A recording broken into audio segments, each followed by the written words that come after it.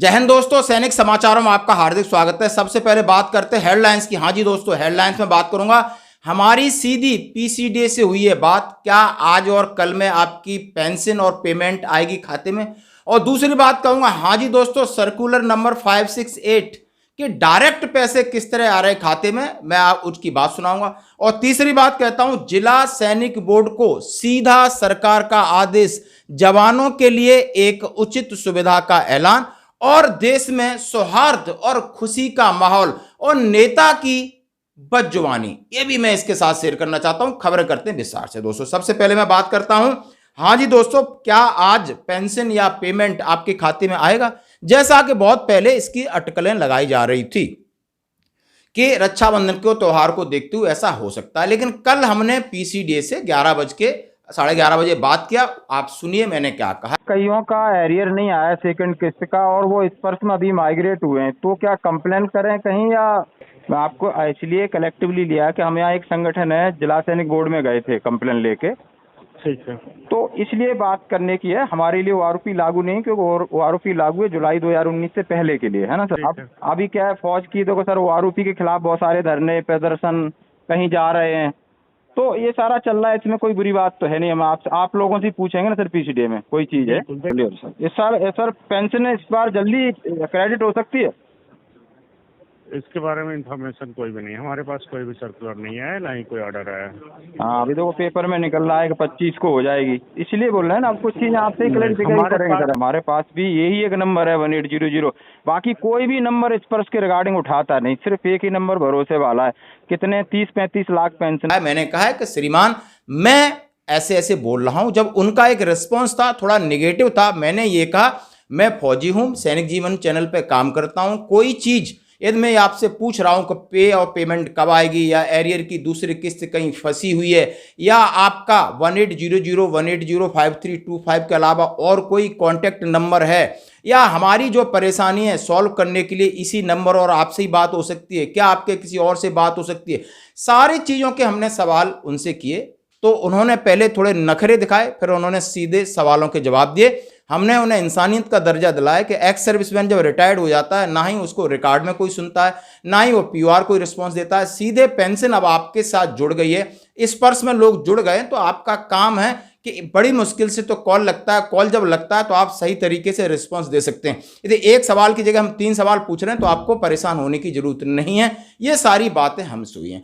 और जैसा कि उन्होंने उत्तर में कहा कि सर, मेरे पास अभी जल्दी पेंशन या पेमेंट का कोई भी नोटिफिकेशन नहीं आया है, और ना ही मेरे पास इस तरह का न्यूज है। हमारे पास जैसे नोटिफिकेशन आता है, हम ऑनलाइन ऑपरेटर्स हैं, हम सीधी कार्रवाई उसी के अकॉर्डिंग करते हैं। हो सकता है ऊपर हो, कल परसों तक आएगा तो पता नहीं। आप मेरी पूरी बात सुनिए, समझिए कि नहीं, मैंने उनको इस बात को इंसिस्ट किया कि नहीं, आप ही एक फौजियों के लिए सहारा हो, वीर नारी विधवाएं, बहुत परेशानी होती है, लेकिन आप लोग इस तरीके से नखरे से बात मत करिए। जरा सुनिए दोस्तों।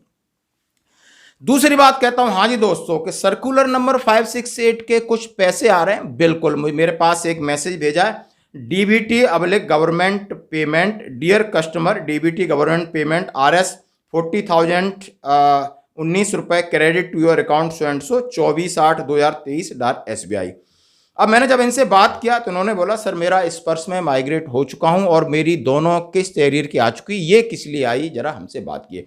जब मैंने देखा तो मैंने पता किया, ये डायरेक्ट बेनिफिट ट्रांसफर होता है, जिसको बोलते हैं डीबीटी, डायरेक्ट बेनिफिट ट्रांसफर, और सीधा बैंक में आपका पैसा आया, ये सीधा पीओआर की तरफ से पैसा आया है, आपके खाते में आया ये। और ये सर्कुलर नंबर 568, जैसा कि मैंने उनसे जानना चाहा कि आप कब के रिटायरीज, तो उन्होंने कहा मैं 2000 का रिटायरीज हूं, यानी 2006 से पहले के रिटायरीज हैं। और मैं मेडिकल बोर्ड आउट हुआ था, मुझे नहीं पता चला कि मेरे 17 में कितना एरियर मिला था, लेकिन ये पैसा उसी का है, जैसा कि इसकी खबर चल रही है, और इसकी पुष्टि हम इसके माध्यम से दोस्तों आपके साथ कर रहे हैं। दूसरी बड़ी बात कहते हैं, हाँ जी दोस्तों, जिला सैनिक बोर्ड को ESM का लेटर, आप जरा इसको जरूर समझना, और एक लेटर मैं आपके साथ शेयर कर रहा हूं। हाँ जी दोस्तों, मुख्यालय यूपी 112 उत्तर प्रदेश पुलिस, पत्र संख्या 100, अफसर इंचार्ज समस्त जिला सैनिक कल्याण बोर्ड उत्तर प्रदेश के सभी जिला सैनिक कल्याण बोर्ड के लिए चिट्ठी लिखी गई है उत्तर प्रदेश सरकार की। एक सवेरा योजना उत्तर प्रदेश में बनाई जा रही मुख्यमंत्री की तरफ से, उसमें फौजियों के लिए क्या फायदा है, जरा सुनिए। सवेरा योजना के अंतर्गत जिला सैनिक कल्याण बोर्ड के वरिष्ठ नागरिकों का पंजीकरण किए जाने के संबंध में, जो वरिष्ठ नागरिक हैं यानी जिनकी 60 साल से उम्र ज़्यादा हो गई वो फौजी हैं, उनके लिए एक स्पेशल फैसिलिटीज है।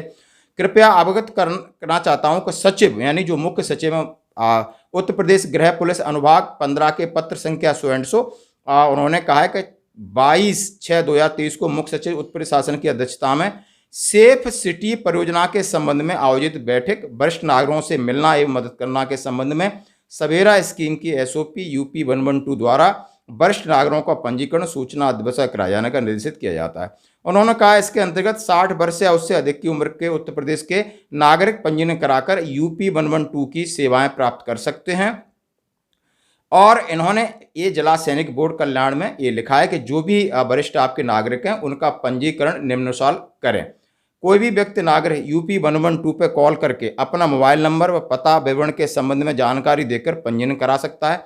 UP 112 मुख्यालय का संवाद अधिकारी कम्युनिकेशन अफसर द्वारा पंजीकृत किया जाएगा। वरिष्ठ नागरिक द्वारा स्वयं एंड्रॉयड फोन या लैपटॉप URL सो का इसके ऊपर पंजीकरण कर सकता है। और जनपद के भूतपूर्व सैनिक जिनकी उम्र 60 वर्ष से अधिक हो सवेरा योजना के अंतर्गत स्वयं अपना पंजीकरण कराकर 112 पर कॉल करके करें। आप इसका मतलब ये है दोस्तों, उन्होंने कहा एक 112 की सुविधा दी जा रही जो 60 साल से उनको किसी भी प्रकार की परेशानी है, किसी भी प्रकार की किसी भी क्षेत्र की परेशानी, पुलिस संबंधी है, रेवेन्यू संबंधी है, कोई पड़ोसी परेशान कर रहा है, यानी वरिष्ठ नागरिकों को सम्मान देने की उत्तर प्रदेश सरकार की माननीय मुख्यमंत्री जी योगी जी की पहल है।